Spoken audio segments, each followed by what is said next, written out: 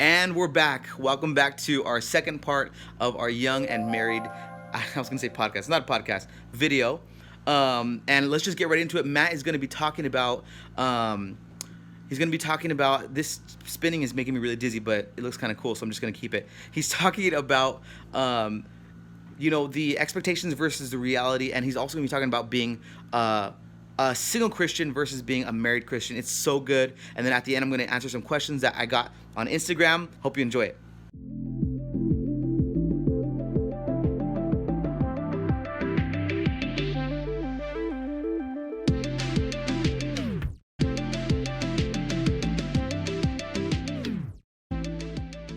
The next one is what are the biggest differences between being or the responsibility from being responsibility single okay and married as a Christian? How do things change?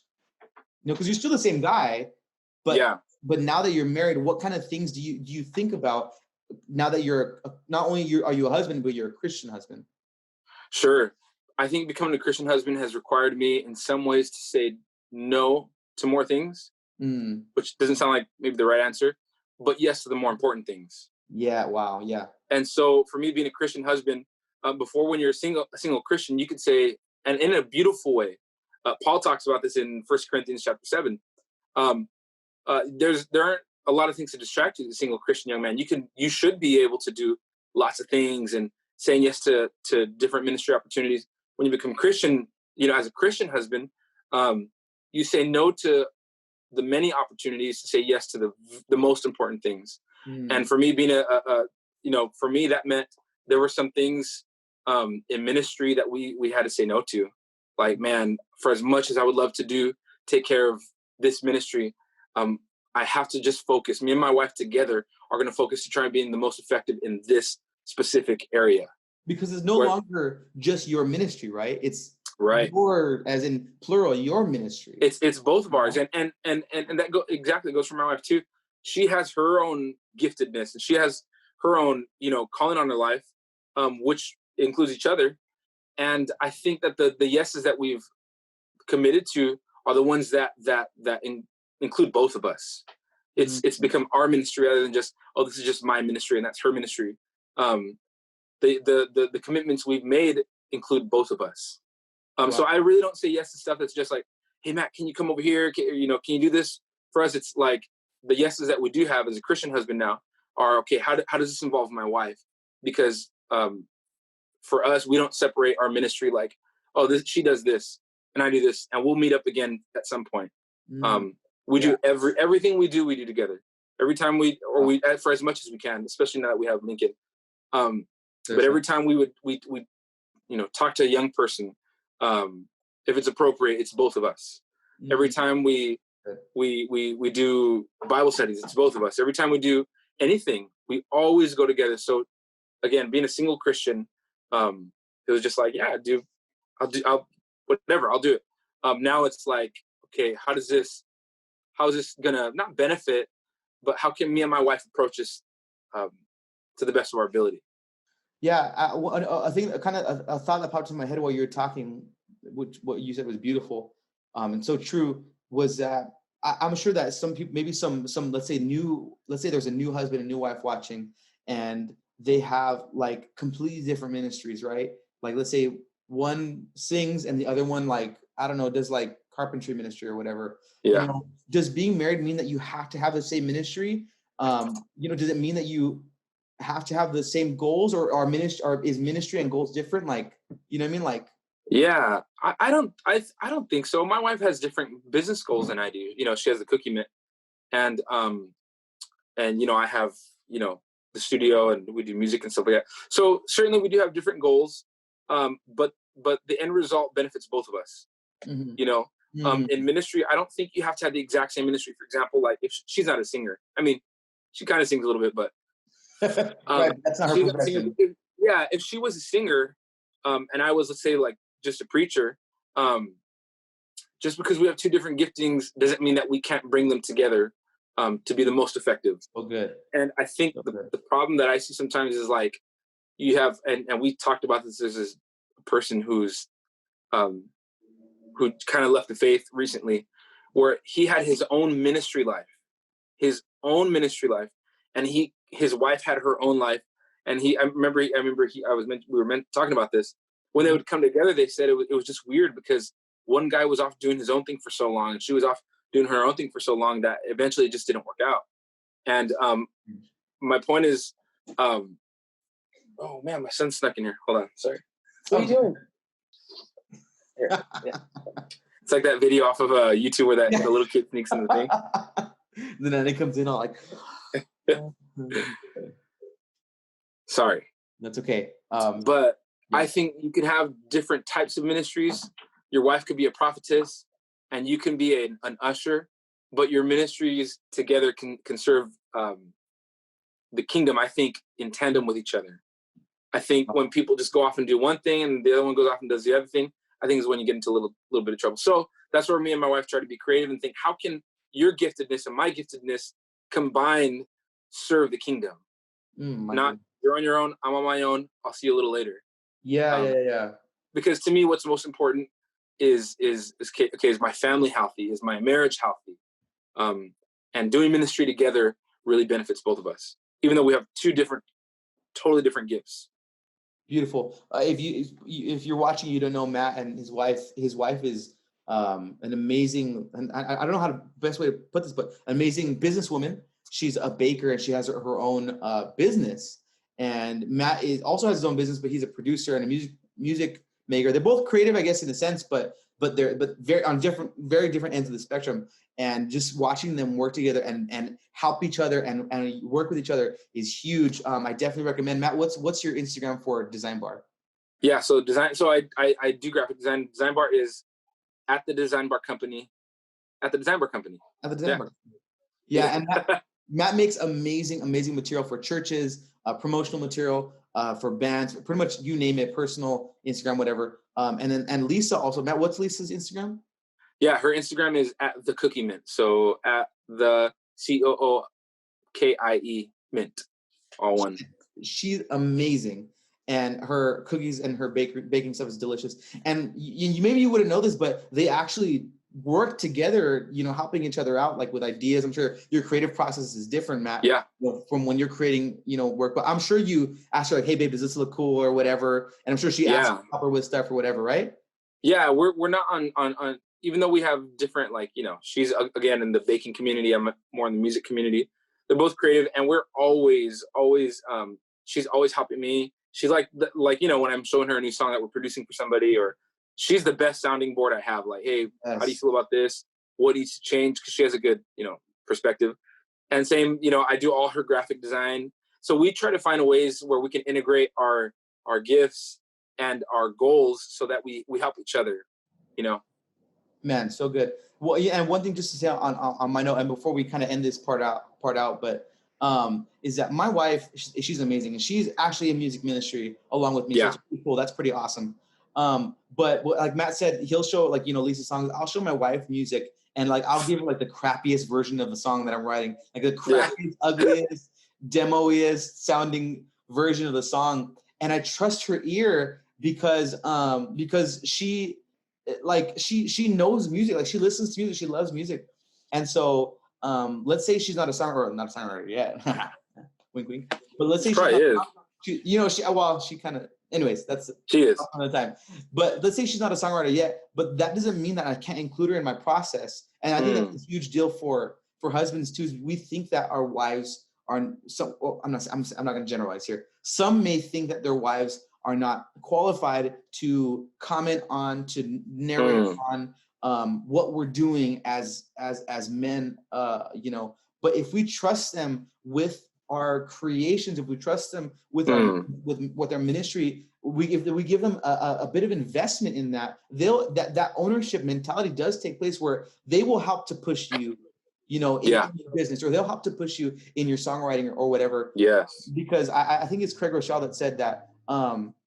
That if we don't allow somebody to have investment in it, they're not going to act like owners. When we want people to act like owners, right? We want our friends and our family to push our music. We want them to push our business, right? But we don't give them any investment into it. We do it ourselves, and we're expecting them to just support me because I'm your husband. You know what I mean? Right. Wow, that's good, Luke. You truly let someone that you love, like I'm saying, with my wife and Matt, obviously for your wife, what you guys are already doing, invest into what you're creating and what your purpose is, then they Good will be word. the engine with you to push forward Yes. what God has ordained in your life. So for me, Matt and Lisa's, even though, like I said, their creativity is different. I see that where like they complement each other so well, and God doesn't make mistakes, man. Like, you know, like putting people together, allowing people to be together. I think that he's just so good that he will work out the gaps. He'll fill in the gaps that we ourselves as humans sometimes can't fill. So anyways, That's good. powerful stuff, Matt. I'll let you go. I said 15 minutes, Love that. 4 minutes. I'll edit it down, whatever we have to do. But dude, thank you so much for coming on with me. And I'm hoping to do more of these in the future. Get you back on hopefully in the future. But yeah, sign off. What do you want to tell the people? Do you have anything you want to tell the people? Dude, honestly, Luke, I love what you're doing, guys. I appreciate what Luke's doing. I hope you guys can just keep tuning in. This stuff, like what Luke has to say, is just gold. Love it, dude. Keep killing it, please. Like, love what you're doing, man. Thank you, dude. All right, love you, man. Have a good night. Love you too, man. All right, bye. That dude's a beast, man. He's just a beast. He's just a beast. Matt, thanks so much, dude, for coming on. We're gonna get into some Q&A. Like I said, this is my first video doing something like this, and I wanted to keep it short because I wanted to hopefully do more of these in the future. And so if you like it, or if you want me to do more, have some ideas, comment below. I'd love to hear from you. But there are some questions or comments that I had asked for on Instagram from some of my friends on there, and I wanted to attack some of them. So yeah, so let's start. At sushi_mushi says, I would like to know how to better prepare myself on becoming one based on your experience. How to becoming a husband based on your experience. And that's a loaded question, man. Thank you, Sushi Mushi, for asking. Hopefully if you watch the first part of the video, you get a little bit of insight on that. But I don't consider myself a teacher. I don't consider myself someone that has tons of experience to be able to tell somebody how to be a good husband. But I do feel like I have learned things and I would like to share. And so one of the ways that you can better prepare yourself to becoming a better husband is to try to be more like Jesus. And I know it's going to sound so, he has to say that because he's a Christian. But truthfully, Jesus is and was the best husband, because the Bible says that that husbands and the husband and wife relationship is actually just a mirror image of the way that God loves his church, loves his people. And so the more you become like Jesus, the better husband you'll become. Jesus was selfless. He was humble. He was kind. He was gentle. He had good communication skills. He didn't hold anything back. He wasn't a cheater. And he was, authoritative, but also gentle. Like, he wasn't like some sort of like weird, mean dictator guy, but he knew what he wanted. He knew what needed to happen. He was very mission oriented. So to me, the simple answer to that, to better prepare yourself, is study up on Jesus, on his character. His message is great and all this stuff like that. And, but study up on Jesus. His character will show you the perfect husband. And just another like very practical thing to do is to, and this is gonna sound weird, but hold on. Pretend like you have a girlfriend already. In the sense that, not like, I have a girlfriend, her name is something from India or whatever. Not like that, but like think like you have a girlfriend already. Think like you have a wife already, and already act. Start saving now. Start thinking of treating women with kindness now. Or being gentle. The truth is, guys, that at least in my experience, my wife, she's amazing and she's a catch. She's way out of my league, and I didn't catch her by being smooth and suave. I'm kind of like a dork, and I like weird things, like nerdy things. I do like playing video games and stuff like that. And I don't think that it was the suave mentality that I had that got her to me. But this is the truth for all women that are seeking a man of God. I wanted to pursue God with all my heart, and I took initiative to show her that I was interested in her.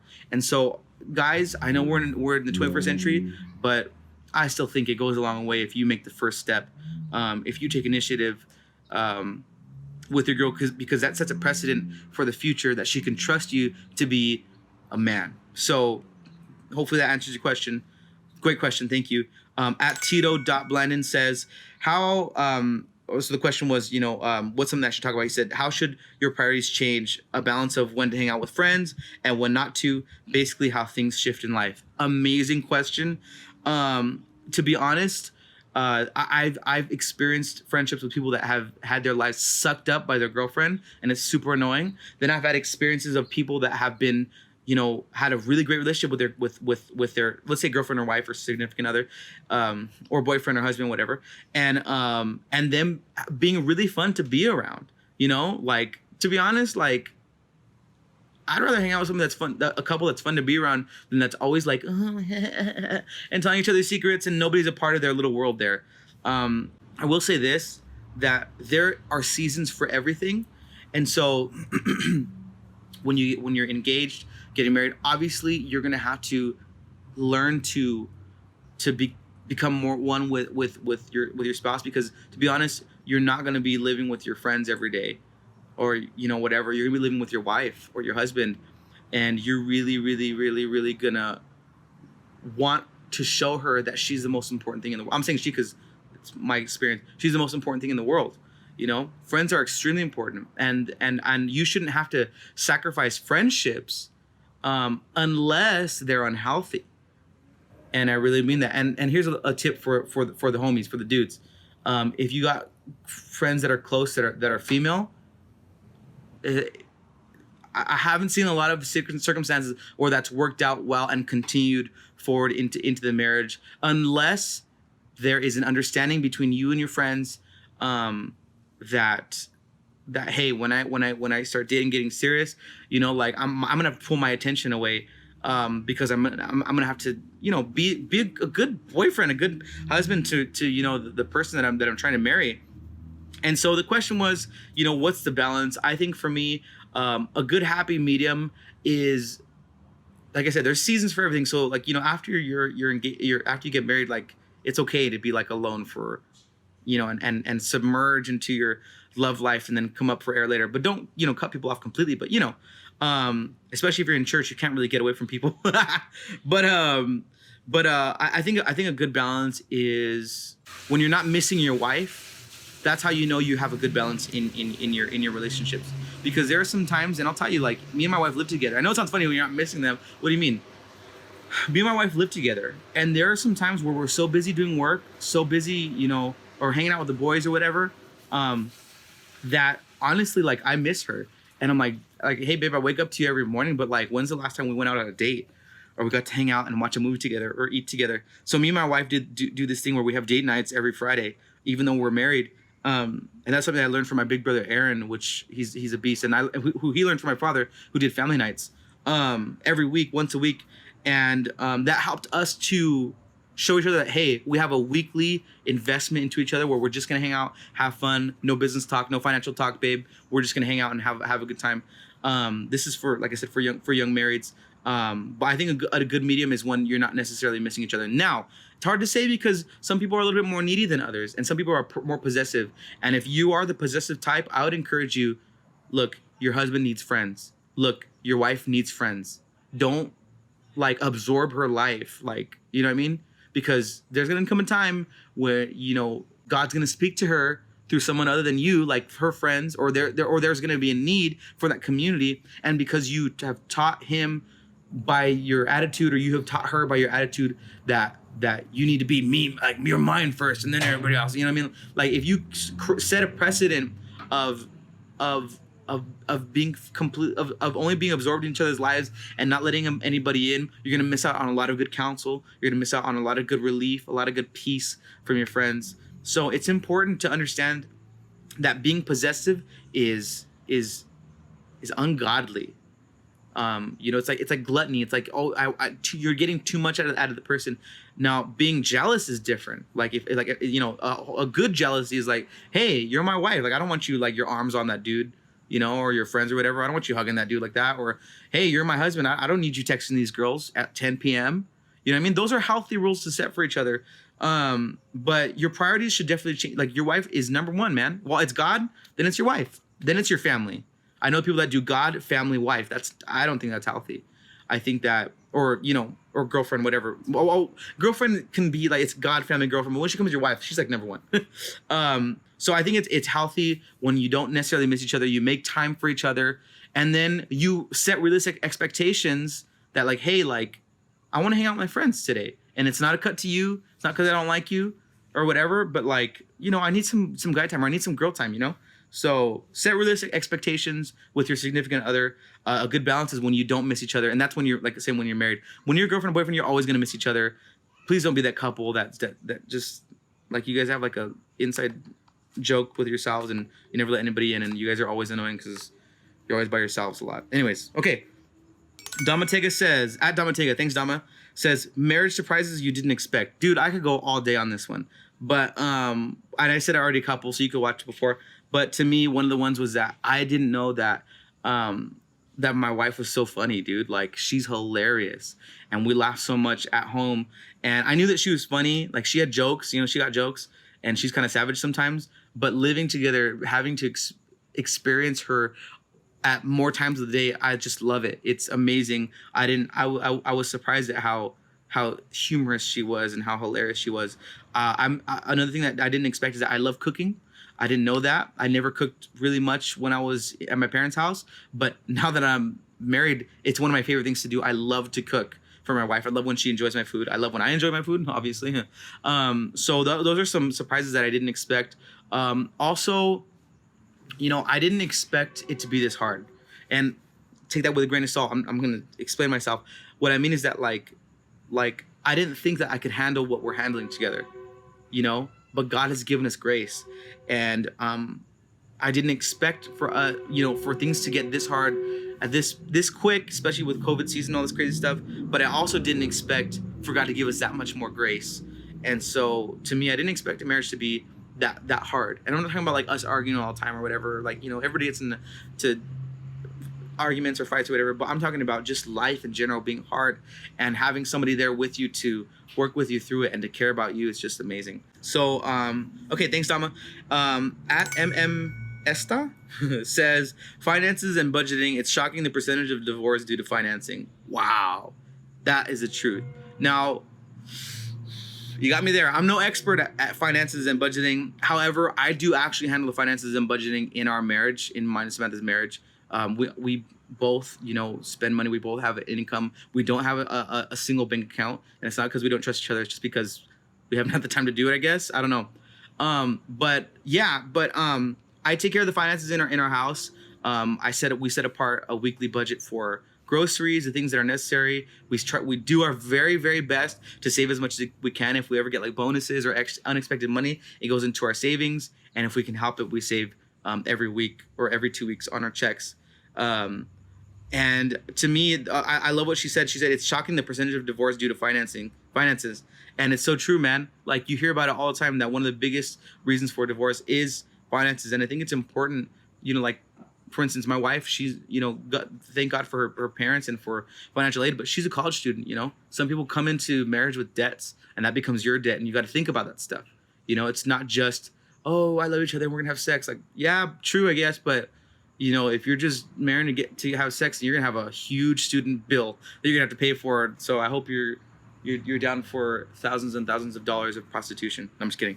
But yeah, it's huge. Finances and budget. Me and Samantha, we have a car that we're paying off, which we thank God for. We're definitely not gonna do 2 at a time because that's just nuts. If some people definitely have a higher financial bracket than us, and if you can afford that stuff, that's cool, man. Learn to reward yourselves in small ways and in big ways. So like for us, like for me and Samantha, like we reward ourselves with food, man, with good food. And that's a splurge for us, you know, or we drive to a little area where we learn cheap, fun things. Like, honestly, dude, if you guys are like bougie and you can only have fun at Disneyland, then I guess it's cool, but you're going to have a really expensive life. Like, you know, learn to have fun at like McDonald's or something, you know, or Starbucks, and date each other. You know, because one thing I learned is when I was dating as a young guy, I was trying to impress my girl. I was like, oh, money, yeah. Aquarium Pacific, I got that. Yard House, I got that. And for some people, you're like, Yard House, I do Ruth Chris, or I don't know. You're probably laughing at that. But for me, I thought I was doing good. And then when we got married, we realized that, oh, dang, like we can't do Yard House every Friday. You know, maybe we have to eat at home and do a dessert out on Friday. You know, so date night doesn't have to be super expensive. Don't set unrealistic homies, dudes, hear me out. Don't set unrealistic expectations for your girl. Spoil her, make her feel like your queen, make her feel loved. But bro, if you can't keep that up financially, especially if she's expecting, you know, for some reason you lose your job or I don't know, whatever, God forbid, COVID, whatever, she's gonna be in for a surprise. So it's good to be, you know, to love her and to dote on your wife, but sugar daddy, I don't know. So anyways, yeah, finances and budgeting, that's huge. Learn to share the weight. We know we have this app called Honeydew that we use to track our bills and stuff like that. It's really helpful because it helps us remember, like, okay, I'm handling Netflix, or I'm handling this week, or the car got a flat tire, we got to pull from our savings, so whatever. So it's really helpful to know what you guys are getting into. Try not to keep too many secrets. And when I say too many, I don't mean like I'm not talking about like pretty much keep no secrets, but you know, like, I don't know what could be a secret. A secret be like, I'm gonna get her a gift for her birthday. I don't want her to know. That's what I mean. So, but yeah, man, trust each other. What a great question.